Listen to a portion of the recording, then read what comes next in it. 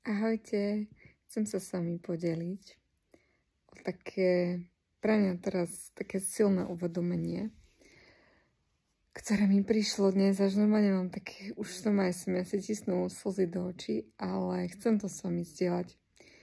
Takto cítim, že to bude možno mať aj pre vás nejaký prínos. A ja ani som si neuvedomila, že vlastne keď som vám včera písala ten príspevok, tak ono vlastne to uvedomenie, na ktoré som prišla, súviselo vlastne s tým víkendom alebo s tou nedeľou, keď sme boli na návšteve. Vlastne boli sme u priateľovej tety a ona tam vytiahla staré hračky, s ktorými sa ešte hrala jej dcerka. A boli tam barbíny.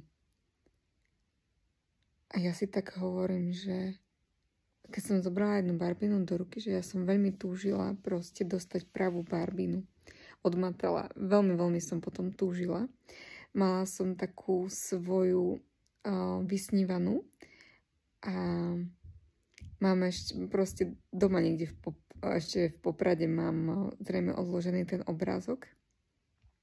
A tak som si na ňu spomenula a povedala som to vlastne aj Zojke, že mamka tiež túžila mať proste pravú barbínu a myslím, že tam bola vtedy aj priateľová teta, tak som to aj vlastne pre ňou povedala, že som vždy potom túžila, ale nikto to nevnímal, hej, akože ani to proste bolo odkaz pre mňa.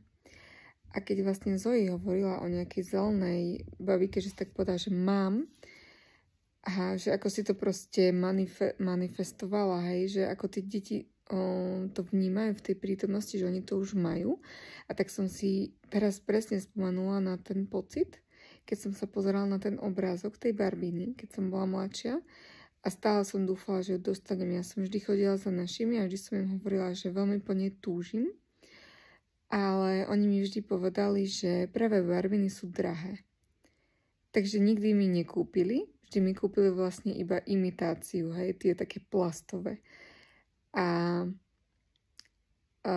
vtedy ako keby bolo to také moje vnútorné dieťa zranené, lebo keď tá spojitosť s tou barbínou je vlastne už od detstva, keď som mala 3 roky. A tam vlastne mi povedali rodičia, že keď poviem R, tak počkajte chvíľku. Vraciam sa späť.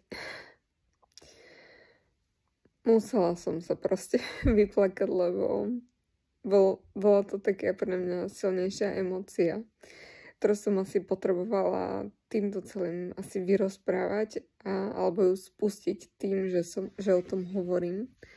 Lebo to je pre mňa asi teraz veľmi, veľmi dôležitá synchronicita. Však ja vlastne poviem aj ďalej. A vlastne tým, že som hovorila to, že teda mi povedali, že ak poviem R, tak mi kúpia barbínu. A ja som to naozaj povedala. A myslím, že som dostala niečo, čo som nechcela. Ale ja som im to nepovedala. Vtedy. Ako úplne si to detálne nepamätám, hej, lebo fakt som mala vtedy 3 roky. A toto sa mi v podstate teraz vynorilo z tej spomienke. A ono z toho barbínu sa to ťahlo ďalej. Už potom som im povedala, že chcem pravú barbínu, ale oni mi povedali, že pravá barbína je príliš drahá, že mi nemôžu kúpiť. A oni mi na všetko vlastne tvrdili, že je to drahé. Hej. Miesto toho, aby mi proste tam bol problém v tej komunikácii. No a teraz, keď som sa vlastne zapozerala, neviem, proste sa mi najprv si, prepáčte, musím sa vrátiť v čase troška. A troška ten môj chaos, ktorý mám teraz v hlave, lebo mám veľa myšlienok, musím skľudniť a zastabilizovať. No. V podstate dneska mi prišla taká myšlienka, že kúp si Barbínu. A ja som si opäť spomenula na tú Barbínu, ktorú som veľmi túžila, tak si hovorím, idem skúsiť to vygoogliť, lebo ten obrázok mám v Poprade, hej, ja som teraz na inom mieste. Takže našla som ju. Tá Barbína je vlastne z roku 1995 a bola to ona vlastne Barbie s takým spievajúcim vtáčikom, s takou hrdličkou. Ona vlastne mala modré šaty a tu mala také rúžové srdiečko zavesené a hrdlička vlastne bola tam vedľa nej. A ja som teraz si ani neviem, ako som si vlastne uvedomila, že tá Barbína predstavovala mňa. Lebo tá modrá farba je vlastne spojená vlastne s krčnou čakrou. A ten vtáčik spieva.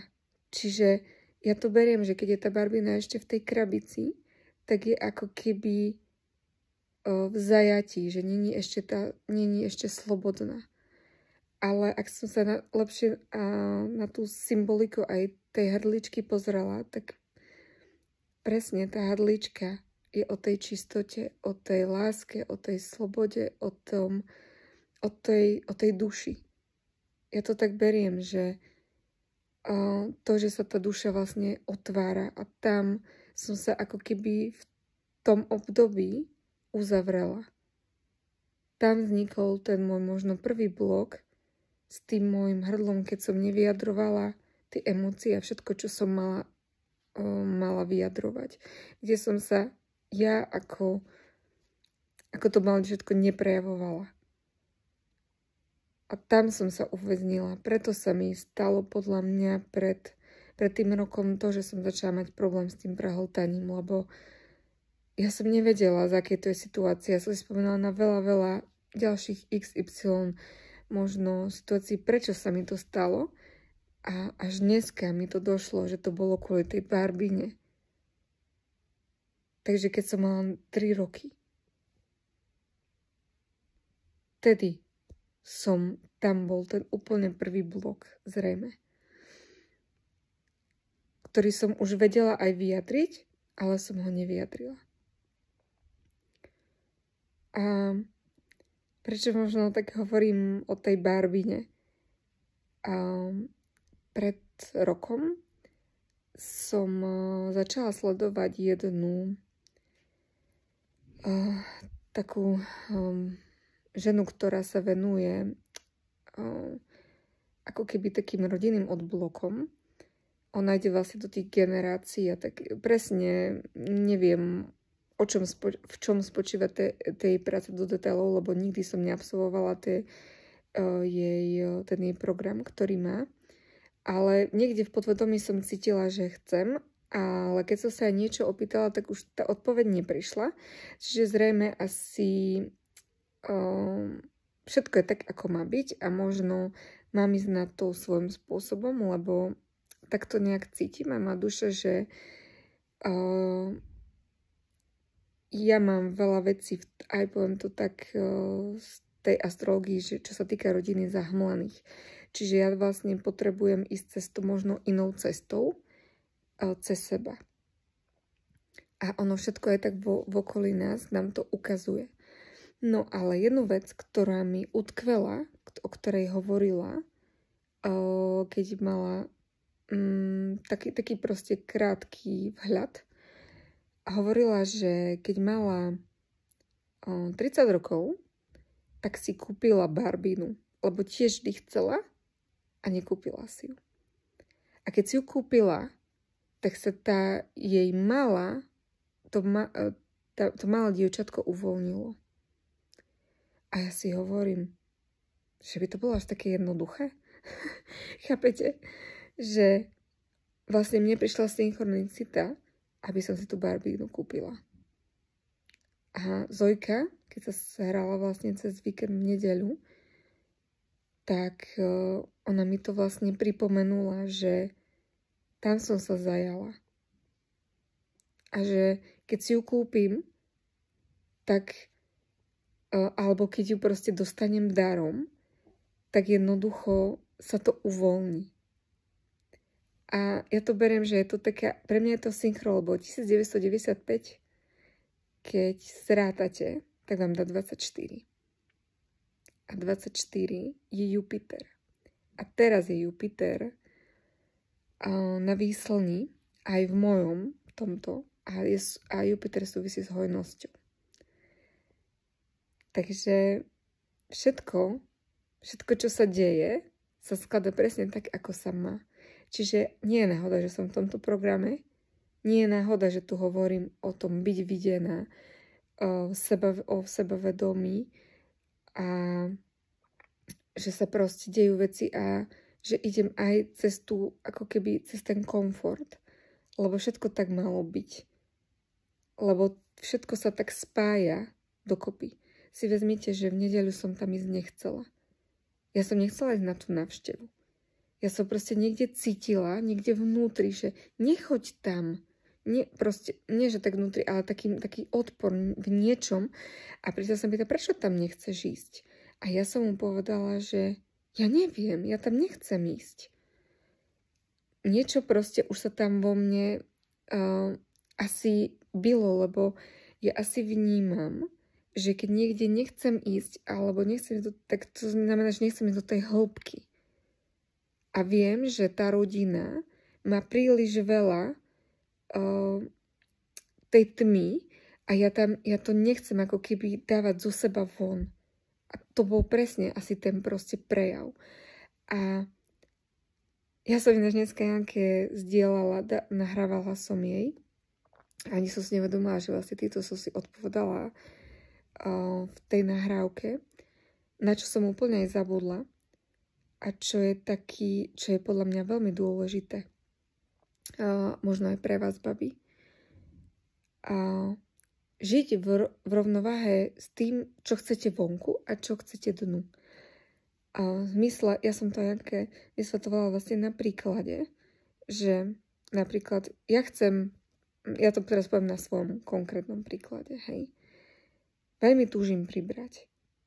V tom mojom podvedomí som už ideálna, aká chcem byť. Ale prečo chcem pribrať? To je tá otázka. Prečo? Ja si na ňu musím dať proste odpoveď, aby sa to dorovnalo. Ja chcem proste pribrať preto, lebo chcem mať svalsok, chcem byť proste pevnejšia, aby som možno nepôsobila tak krehko. To je možno tá skutočná pravda toho prečo. A aby som sa možno cítila sebavedomie, možno to naozaj súvisí aj s tým sebavedomím, proste musela by som ísť do hĺbky a pýtať sa viac, hej, ja túto techniku poznám, ale z jedného programu, z jednej takej výzvy, kde vlastne sme si mali položiť otázku, prečo chceme peniaze. A keď som napríklad povedala som, že lebo si chceme kúpiť byt. Prečo si chceš kúpiť byt? A tak sme išli ďalej. A na 5. krát vlastne by mala výjsť tá skutočná podstata. Čiže 5 je pre mňa rovnováha, hej. Lebo je to stred niečoho. 5 nulka. A tam mi vyšlo, že chcem mať peniaze preto, lebo ja chcem mať vlastne sebavedomie. Chápete, že ja kvôli sebavedomiu nemám peniaze, lebo sama sebe neverím. Ja som ostala vtedy akože wow. Takže pre mňa to bolo vtedy taký moment, že čože. Toto sú presne veci, ktorými proste potrebujeme pracovať. A ja som vám tu teraz dala fakt, že plnú autenticitu. Je to, že som sa na chvíľu tak rozplakala, ale chcela som to dopovedať, tak kvôli tomu som vypla tú kameru, lebo aj keď to trvalo chvíľu, ale potrebovala som tú emóciu dať von. Takže toto podľa mňa je veľmi silné zdieľanie, aspoň to takto vnímam. A tým, že teraz je 23 rok a 3 vyťahuje takéto presne emócie a takéto niečo proste podvedome. A ja viem, že teraz tým, že som uvoľnila tú emóciu s tou barvinou, takže dojde zase k liečeniu. Lebo dneska je na to vhodný deň ináč. Dneska sa takýto proces samoliečebný spúšťa, ak si to dovolíte. A možno na to by som ešte vedela ďalej točiť video a rozprávať viac, ale myslím si, že asi stačí. 12:21, jak som to presne povedala, že naozaj už asi pre túto chvíľu stačí. A keď budem cítiť, že chcem ďalej možno s vami zdieľať veci, tak možno potom na budúce. Ale možno, že aj toto, možno tu nájdete aj vy nejakú odpoveď. A takto sa presne ja liečím. Teraz som vám možno ukázala niečo z môjho vnútra, niečo z mojej duše, nejaký spôsob, ako ja sa liečím zo zdravotných problémov. Na tej, poviem to, že duchovnej, podvedomej, nevedomej úrovni a ako oslobodzujem svoju dušu. A ja vám úprimne poviem, že ja tento týždeň som skoro vôbec strach nepocítila. Ja neviem, prečo to je, ale možno, že som nezažila také situácie, ale naozaj je to zaujímavé. A naozaj cítim sa čoraz viac slobodnejšia. Takže zase 13:31 úplne dobre. Tak končím. Majte krásny deň a vidíme sa večer na kole. Tak čaute, babi.